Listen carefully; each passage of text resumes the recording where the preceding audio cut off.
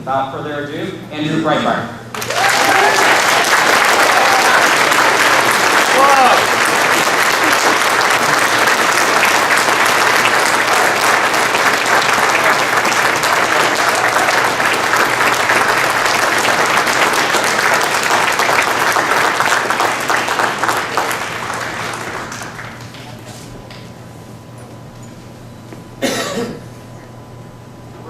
Field trip today afterwards to occupy Traverse City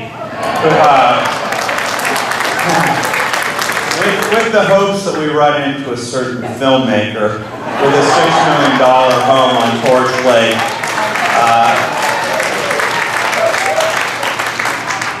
My editor, Joel Pollack, was working on that story. And I like to think of myself as a news guy. And I said, on a 1 to 10 scale, I think this is going to be like, I don't know, a 3. I mean, everybody knows that he's a big hypocrite.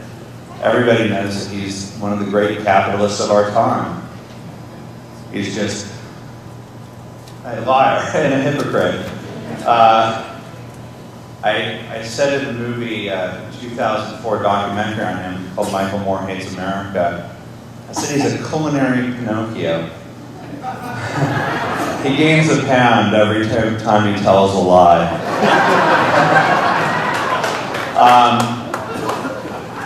So when I had the opportunity to come to Traverse City, you have no idea, because I'm always looking for a fight. That's why I like you guys. Because this is the grassroots, and the fact that you're here means everything to me, because I was very fearful as I watched what happened over the last 6 months with the organized left. I'm going to go into a history of what the Occupy movement is and why it was created and who created it. It was created and with the emphasis and the force that it was because of the success that you guys had in terms of a group of people that their think tanks and their top thinkers, the Axelrods of the world, the academics, they didn't know that the great unwashed flyover country masses, middle class people, people in their 50s and 60s, empty nesters, the good and decent, the salt earth of the country had it in them to do what they've been doing since the 1960s, and that's getting out and protesting on the street. And that visual scared the living daylights out of the community organizers who were community organizing this country to a place that does not represent even a small minority of where this country would allow for it to go if we had a say. Okay?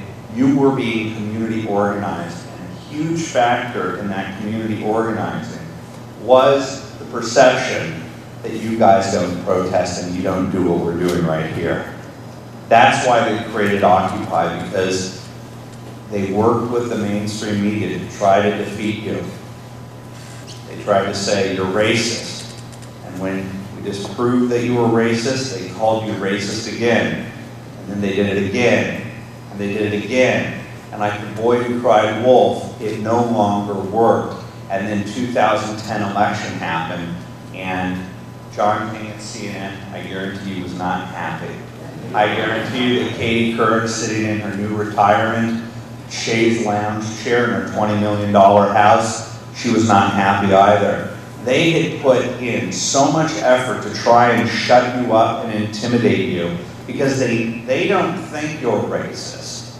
They just know that to be called racist in this country in 2010, 2011, 2012 was the worst thing that you can say. And that what person who's sitting at home saying, I don't like where this country is going, but I also don't want to go out there into a crowd where I may get caught on Katie Couric's nightly news, in which that picture has me in it, and they're saying, that group of people talking, let's return to the Constitution, let's return to fiscal responsibility, that equals racism.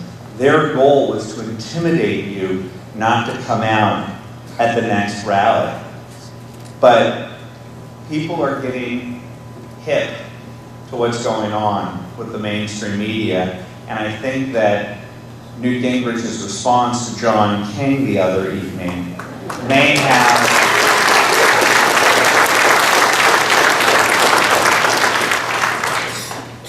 ABC News on the eve of this all-important do-or-die primary for Newt Gingrich. I even knew what his second wife's name was, Marianne Gingrich, because they trot her out all the time. And she is obviously an embittered woman. I don't want to get into their divorce per se, but if you're going to do that stuff, well, they've already done it. Why bring out this new nugget the night before and treat it like it's the most important thing? Because that is the news. That is the Democrat media complex at play. That is George Stephanopoulos' network. He was the hitman for the Clintons. He cleaned up for them. In 1994, when he was having similar issues with his wife, he said you can't go on. While he was working at the White House, does anybody know that he called up ABC News and said of Gary Aldrich, by the way, FBI guy who's now a Tea Party leader down in Texas, he called up while working for the White House and said, we will remove access to the White House of ABC News if you have #1 best-selling author and former FBI agent Gary Aldrich for having him on this week for his show Unlimited Access. If you're the ABC News brass, and you're like, who is this little midget monkey freak telling us who we can or cannot have on ABC's This Week? Don't you think if you were ABC News, you would go, that guy's dead to us? But what did they do? They hired him, and they didn't hire him to be what George Will is, which is they go to Michelle Roberts, they go to Fareed Zakaria, reporter, journalist, and it comes to George Will, and it says conservative columnist, which is like taking a Stabilo Boss marker, putting a yellow, day-glow marker going, beware, beware, you're about to hear something conservative. It's a dangerous philosophical construct that it still exists, but it's something from the 19th century. That we know. And we're just going to give him that little tiny space. Fareed Zakaria, who's just a journalist who's sitting right next to him, journalist is working with Barack Obama. But they don't put liberal journalist or progressive journalist next to it. So ABC News hires George Stephanopoulos not to be liberal commentator or former hatchet man for the Clinton administration. No, he becomes the moderator. That is how a center-right country veers to the left over a couple generations. It's the slow acceptance that this is okay and this is acceptable. But while you've been attacked as being racist when you are not, you've learned, like Newt Gingrich has, the only way to beat these people is to fight back. And I think that if he wins in South Carolina, I think a huge bump is because we're looking for someone, whether it be Chris Christie going against the public sector unions and going toe-to-toe, or Sarah Palin. We're looking for a fighter out there that's going to go toe-to-toe with these journalists and say, we are going to move this country towards where it should be, which is towards fiscal conservatism, wanting to get rid of a $15 trillion deficit is not racist. And it's outrageous that they've done that. But there's a huge space between now and November. And the left saw what happened in 2010. And I think one of the things that they've done, and I would say quite successfully, and that was they saw that Sarah Palin was a rock star, and the mainstream media decided to assassinate her over and over and over. It was like a cartoon. They kept driving over her body, And that wasn't because they thought she was stupid. That was because in towns like this, I think there are 15,000 people in Traverse City. If she came here, there would be 60,000 people that would show up. And they saw that happen the day after she was announced. And the last thing that the left can afford is a rock star to compete with their failure rock star.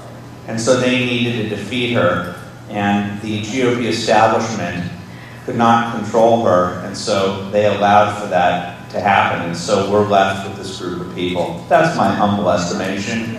That's just me. But can you imagine if she were in the race, by the way? In South Carolina? Yeah. Well, that's the media for you. And what they did to her what they did to her in Arizona with Gabby Giffords was unforgivable. And when she defended herself on the ground as she's being kicked up, in the ribs, and she said blood libel, I think it was, they kicked her even more because they were afraid. They vetted her, and yet the American people still liked her. They went through her emails. The media, we've got all of her emails. And they went through it. A public figure, thousands upon thousands upon thousands, I think like 15,000 emails, and they got nothing. And they hired their best journalist, Joe McGinnis, and he made stuff up, and I found the letter where he was writing to bloggers after he turned the book in. He says, I've got nothing. I just have rumor and gossip in this thing. They had vetted her, and they found nothing, other than that she said that she sees Russia from her house. But no, that wasn't even her. That was made up. Okay, well, that ends we screwed up by allowing the media to dictate what reality is. And this is the reality that they tried to set up, and I think that new media did a pretty good job of defeating it. They're so afraid of you. They hate you so much, and that their absolute control, not just of the narrative in the press, but of the control of government, state and local, and of the academic institutions that you send your children to school at. They're so afraid of this new awakening of the great American flyover country Tea Party mindset that they created Occupy. I want to tell you what Occupy is, because I think this will put things into perspective. It is the anti-war movement from the early 2000s. It just is. It's the same exact people. Remember when Barack Obama first came into office? There's no anti-war movement there, even though we added one to the ledger in Libya. They never cared about stopping the war, at least the majority of the people who organized it. It was an instrument, a weapon, to attack critical theory style, hard left style, to attack the conservative, to demonize the person a la Sarah Palin. And it was George Bush bad, George Bush warmonger, George Bush Dick Cheney, war profiteer. And the same people who organized what in essence is an Occupy movement. Occupy Crawford, Texas. Occupy Crawford, Texas. What is that? That was Camp Casey, where they created Cindy Sheehan. They took her, and they used her, and abused her, and then threw her away once they got Barack Obama elected, and now they ignore her, because now they have to support the war. It's the same group of people. If you check the government, we were able to find the emails before this allegedly grassroots Occupy movement was created. Emails between international anarchists, international socialists, pro-jihadist, pro-intifada Palestinian groups that have been at the forefront of the anti-war movement, who are the same people. The name Lisa Fithian, she was Cindy Sheehan's organizer. chief central organizer. Lisa Fithian was at Katrina. Lisa Fithian is at the anti-WTO events and the anti-G8 and G15 events. It's the same core group of people who go event to event to event and put on a different hat. And because they're guys in office, it's not the anti-war, they saw that it was going to be Mitt Romney, that the Republican establishment didn't want Sarah Palin. They'd already destroyed her, and they saw Mitt Romney coming a million miles away. So they created an anti-bankster movement.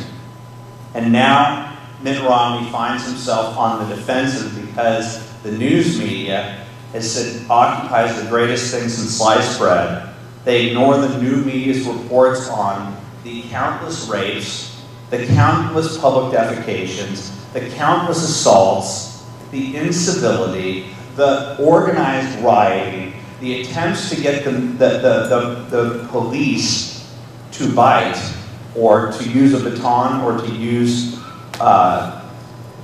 tear gas in order to get a YouTube moment. We've been able to document that these are their intentions, that they're malicious intentions, and the press ignores them.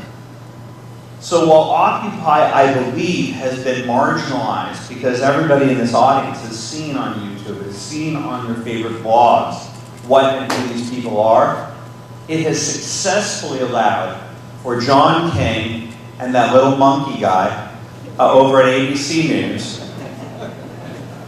to frame the debate around Bain Capital, to frame the debate around capitalism. Capitalism now is on trial. How did they do it? Because the same socialists, the same anarchists, the same anti-American core people that were the anti-war movement are the anti-bank movement and are the anti-capitalism movement, and they are the media's puppets. And the only reason why they have been turned into this mass is because of their absolute fear of what you did in 2010. They did not think that we had it in them to go toe-to-toe with them. They didn't think that people who used to go to AYSO or hockey practice or hockey games on the weekend would actually go out to the local park and stand up for the Constitution and stand up for fiscal responsibility and bringing sanity and responsibility back to government. So I thank you for being here because you scare the hell out of the monkey boy. Okay? You beat the hell. It is what it is. It is what it is. The path to the White House in this election cycle, whether we like it or not, let's be blunt and honest, is not which candidate is going to be the best debater. It's not going to be who has the best ideas or who can drop the best October surprise. It's going to be whether or not Weekend at Bernie's style, the mainstream media can take the political carcass of this destroyed presidency over the finish line. And this is the last stand of the old media.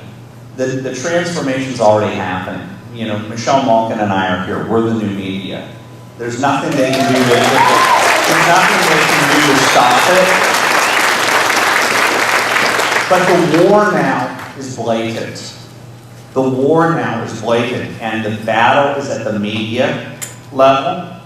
That is why I come to these events to tell you that almost none of the stories that we've produced could be done if we didn't have you as sources, or if you weren't.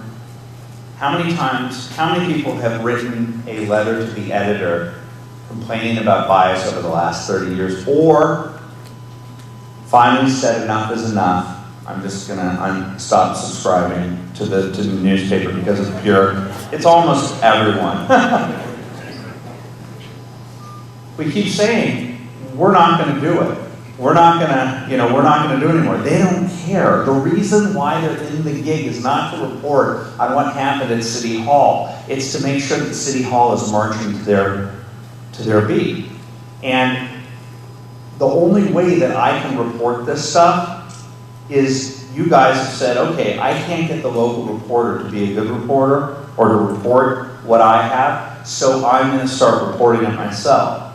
And so the new media revolution is me and Michelle sitting at our computers and you guys sending us photos, documents, tips. That was somebody I didn't even know gave me the Anthony Weiner tip. It was a Friday afternoon. I'm about to turn off my iPad and a guy says, hey, check out what Anthony Weiner just did. And I said, oh, good. And I went to war. And the mainstream media fought it. The mainstream was like, no, you're not allowed to report on this guy. He's one of ours. And for 5 days, they called me the hacker, and I had to disprove with absent evidence that I was the hacker, with ample evidence that he was doing what he was doing. I had to fight against Little Monkey Boy and his producer friends and to disprove a negative. And I did. But that wouldn't have happened. Nor James O'Keefe, who came to me, a citizen, who's just sick of them not reporting on what really Acorn is. And he said, if they're not going to do an investigative journalism with their skyscrapers and unlimited billion-dollar budgets, I'm going to do it for $1,300. And he went state to state to state and proved that everything that we ever thought about Acorn was true, but worse. But that is citizen journalism. There's citizen journalism where a guy handed us, he went undercover with Occupy and found the thousands of emails of them organizing it. That's how I can come here, sue me, and say this was a pre-organized group of people, socialists and anarchists, who coordinated with the mainstream media on messaging, including Matt Taibbi of Rolling Stone and Dylan Radin, trying to convince them how they could manufacture a counter Tea Party. That again, citizen journalism, sourcing from you guys out there, and you guys vigilantly videotaping all of the political stuff that you guys do. A, to defend yourself against the charge of racism. Really? Here's the video of what happened at the event. If you can find any racism, by all means, put it out there. Or you guys going to Occupy movements and saying, defecating on a police car. Interesting. I think the American people would like to see it. I know the Monkey Boy won't put it on ABC News, but YouTube has this viral effect. So I want to tell you, I don't know how this election cycle is going to be won. We don't have somebody, the luxury to have somebody that's a rock star in this thing. But we do have a movement that is tested from 2010. And you guys better get out there and not just be the activists that you're becoming, but to become the reporters and the citizen journalists to fight the mainstream media, because the only way we're going to win this year is if we take it straight to Monkey Boy and the mainstream media. Thank you very much.